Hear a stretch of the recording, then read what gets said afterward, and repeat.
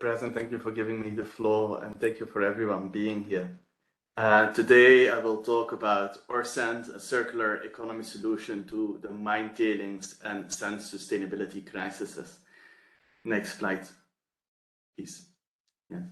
So this university, this research was led by the University of Queensland and the University of Geneva, and featured as a case study in the latest Sand and Sustainability UN Environmental Report of 2022.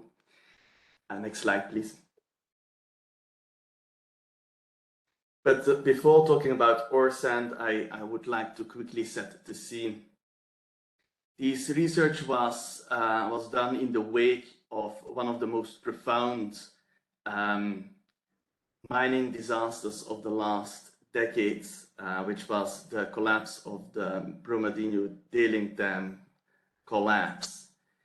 And tailings are basically the crushed rock left over after mineral processing. And depending on the type of ore body, these tailings contain elements that might or might not mobilize to the environment. And moreover, 10% of the mining facilities that are designed to store these tailings either do not manage to get certified for stability, and or have experienced in their recent history stability concerns. And this is obviously a problem. It's also, this problem is exacerbated because mining waste is the largest waste stream on this planet. We produce 13 billion tons of tailings a year, and if you add to that waste rock, then we're talking about 30 to 60 billion tons a year. And we as a society have come to accept the production of tailings as part of the mineral production process. And that's why much of our focus have rightfully gone to how to mitigate the impacts of those tailings. And we have looked at dewatering tails and storing them as dry stacks. We try to mix them, to immobilize them. And ultimately, we also have tried to directly repurpose tails for use in other industries. But this last thing that I mentioned, repurposing, has been very has had a very slow uptake. And this is because we accept, in doing so, we accept the physical and chemical characteristics of these tails, which are quite frankly often not fit for purpose in the use for other industries. Next slide, please. And this is why the University of Geneva and the University of Queensland, that's very much with the support of UNEP, as we selected it as a case study, aim to come with a completely different vision on ore bodies. At this moment, the target minerals only make up 1% of an ore body, and we have become incredibly good at extracting this 1% of the ore body. And so indeed our mineral circuits have almost been optimized, I would almost say up to perfection, to do just that. But what about the 99% of other materials? And most of these material within the ore body tend to be silicate minerals. And these are exactly the type of minerals which have been traditionally targeted by the construction industry and which are used in industrial applications. So this research asks the question, what if we were to not only aim to produce the initial target mineral, but would also try to co-produce construction materials, industrial minerals in the production process before they end up as tails. So this is exactly the idea of ore sand, and you see the definition just below. What I would like to stress here is that it is not repurposing waste. It's really within the process, talking with those industry, the construction industry, how can we deliver and make a product? How can we adapt our processes in order to co-produce a material that you can use? Next slide, please. Here you see that, I see my letters got scrambled a little bit, but the sand market is a market of 50 billion tons of sand, gravel, and crushed rock, which is enough to build a wall of 27 meters high, 27 meters wide, all across the equator. We can't extract this amount of material without having an impact on the environment. And unfortunately, that's exactly what is happening. A substantial amount of this material is being extracted from our rivers, from our coastal areas, and this is where we see the worst impact.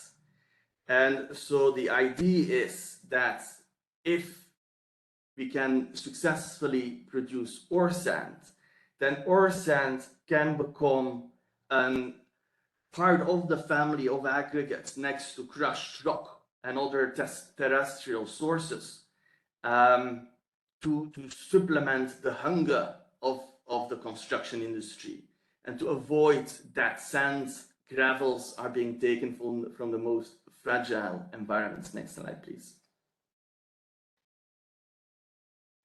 So the research team of the University of Geneva and the University of Queensland, together with their partner in Brazil, went to the Brucutu mine, which is the first mine from the mining company Vale, which has a full-scale sand recovery operations and an environmental license for sand production. Next slide, please. What you see here is the mineral processing circuit of this mine, and what you see that every part of the circuit can produce and is part of the sand recovery process. And typically you have, for iron ore production, you have ore size reduction by crushing and milling, you have classification using cyclones, you have mineral recovery through gravity separation, flotation and magnetic separation, and ultimately you have dewatering. And each of those steps allow to extract and single out the sand, the silicate material.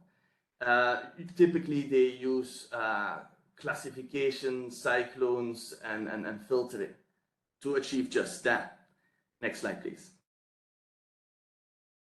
So what we found is that this material is silty, fine sand, but that it is actually usable at scale.